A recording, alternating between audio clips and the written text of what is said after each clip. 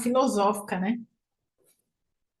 Só pautas extraordinariamente filosóficas. Porque o medo de perder é paralisante. Principalmente porque a gente nem se dá conta de que tem esse medo, né? Quando você fala de medo, é tudo tão subjetivo às vezes, é tudo tão desconhecido.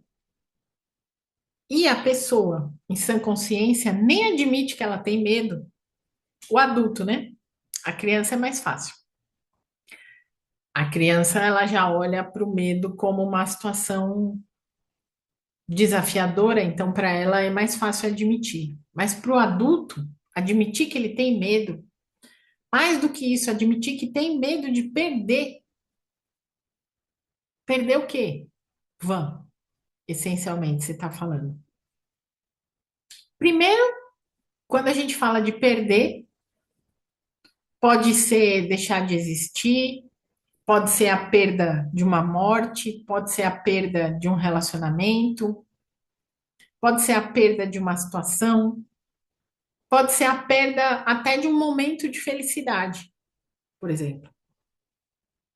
E esse medo de perder, ele acaba sendo paralisante, principalmente porque ele nos coloca diante da nossa própria fragilidade, seja ela emocional, seja ela física, seja ela temporal.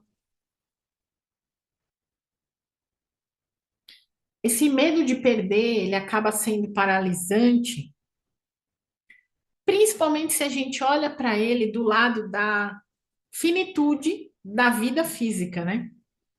E aí eu não vou entrar na seara da questão de morrer, embora pudesse, porque na minha concepção de espiritualista que sou, a gente só muda de fase.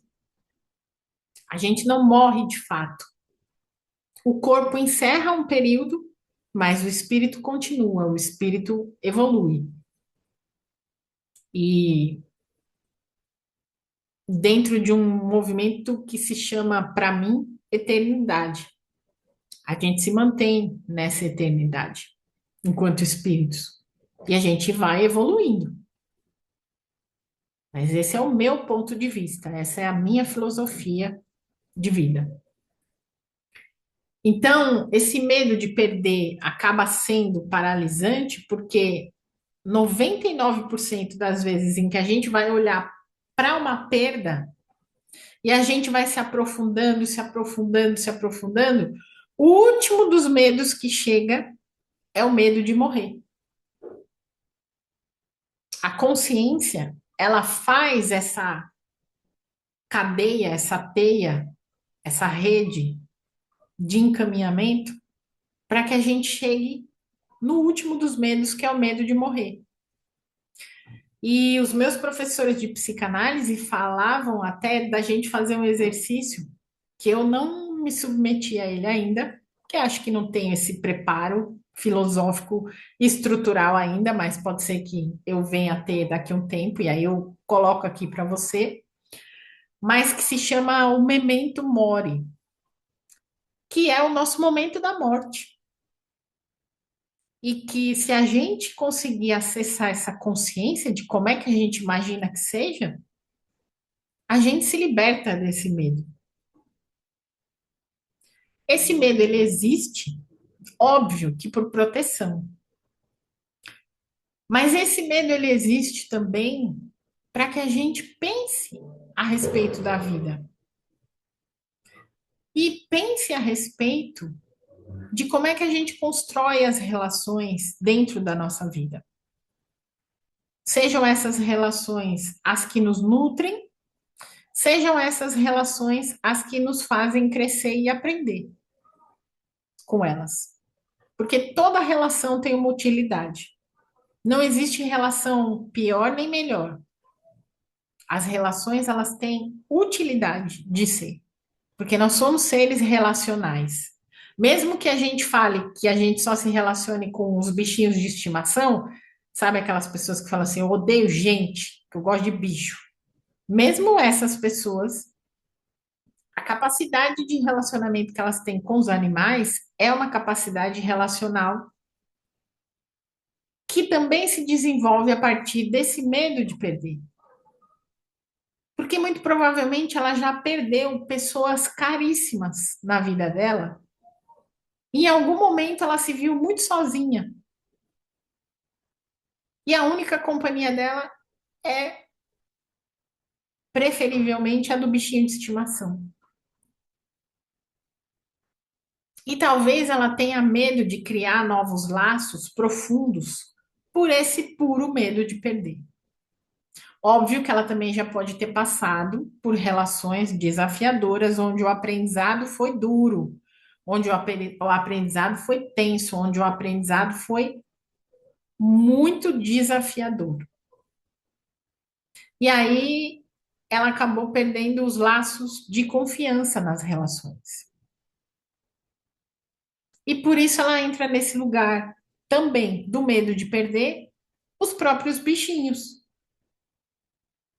Porque atire a primeira pedra quem nunca perdeu um bichinho de estimação, o quanto sofreu. Eu já tive vários, já assisti a partida de vários, e hoje eu escolho não ter nenhum bichinho de estimação por isso. Porque é também desse medo de perder.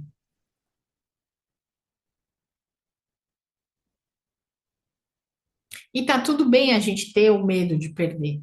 A gente só não pode viver, ou pior, deixar de viver as relações com esse medo de perder. E mais do que isso, né? A gente só perde aquilo que realmente a gente tem. E às vezes a gente entra em relações onde as próprias relações elas não existiram, efetivamente falando, a gente criou expectativa dentro daquela relação, a gente se doou para aquela relação, a gente esperou pelo outro para que o outro adentrasse o campo da relação e a relação nunca existiu. E aí não tem como você perder o que você não tem. Mas às vezes você tá lá paralisada nessa expectativa de relação e tem medo de sair. Porque a expectativa de ter a relação na nossa mente é melhor do que estar sozinho. E aí a gente precisa trabalhar a nossa própria solitude. Porque é só na solitude que a gente se complementa.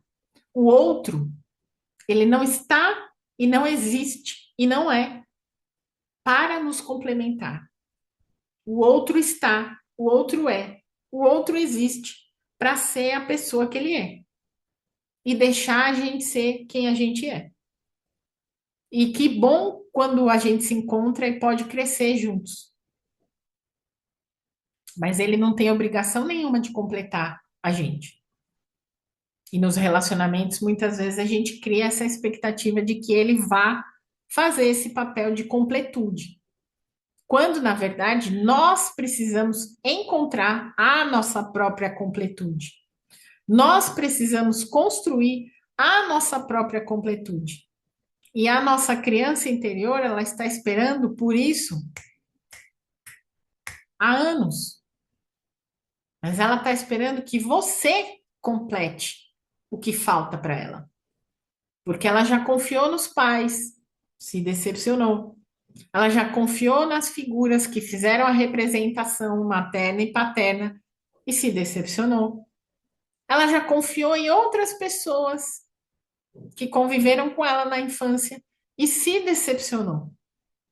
Então você é o único adulto capaz de provar e mostrar para a sua criança interna que ela pode confiar em você e que ela pode ficar tranquila, desde que você tenha consciência real de que você tenha amor, cuidado, atenção e maturidade emocional para cuidar dela. Você é o adulto que ela sempre sonhou, que ela sempre esperou. Mas a pergunta é: você está pronto? Você está pronta para cuidar dessa criança que está aí dentro de você? Há quanto tempo ela não te vê, ela não te ouve,